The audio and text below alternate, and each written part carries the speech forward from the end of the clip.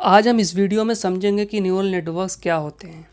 AI की जितनी भी अमेजिंग एप्लीकेशन हैं जो हम रियल लाइफ में देखते हैं या यूज़ करते हैं, चाहे वो सेल्फ ड्राइविंग कार्स हों, गूगल ट्रांसलेट हो, फेस रिकॉग्निशन सॉफ्टवेयर्स हों, ईटीसी, ये सब न्यूरल नेटवर्क की वजह से पॉसिबल हैं। Neural networks are at the core of deep learning. Neural networks also called artificial neural networks. ANNs are versatile, powerful, and they have incredible ability to learn from data. Neural networks complex machine learning task को solve कर सकते हैं, such as classifying millions of images, speech recognition services, recognizing faces, etc. As you can see, this is a neural network architecture. ये जो small circles हैं, these are called neurons, और neurons को जो वर्टिकली स्टैक किया गया है, these are called layers. The first layer is the input layer and the last layer is the output layer. और इनपुट लेयर और आउटपुट लेयर के बीच के लेयर्स को हिडन लेयर्स कहते हैं। There is only one hidden layer in this architecture. Input layer take the input features and passed it through neural network.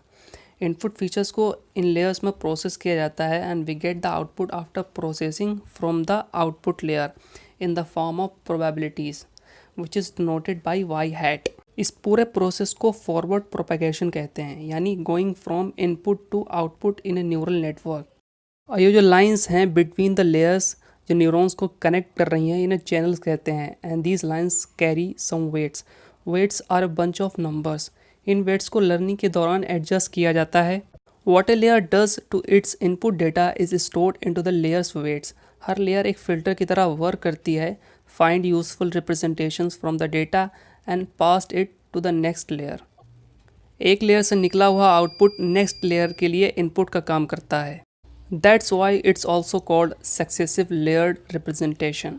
For binary classification, output layer में सिर्फ एक ही neuron होता है. For multi-class classification, there are more than one neurons into the output layer. After getting output y hat, loss को calculate किया जाता है with a function called loss function. Prediction में कितना एरर आ रहा है, इसके लिए लॉस को यूज़ किया जाता है, विच मीन्स जो प्रेडिक्टेड आउटपुट आया है वाई हैट, ये रियल टारगेट वैल्यू वाई से कितना डेविएट कर रहा है। For getting accurate predictions, loss को मिनिमाइज करना होता है। This is objective. In order to minimize the loss, we get back into the neural network और वेट्स को एडजस्ट किया जाता है because these weights impacts the output.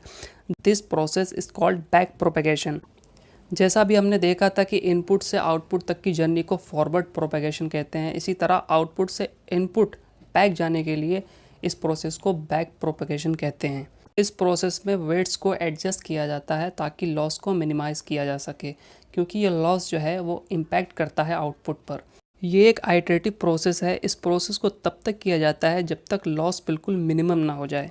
So this is the overview of neural network. Next video में बताऊंगा कि ये neural network कैसे वर्क करता है, इसमें क्या प्रोसेस होते हैं। So please stay tuned. I hope कि आपको ये वीडियो में जो कुछ बताया वो समझ में आ गया होगा। अगर आपको कोई डाउट या क्वेश्चन है then feel free to comment into the comment box.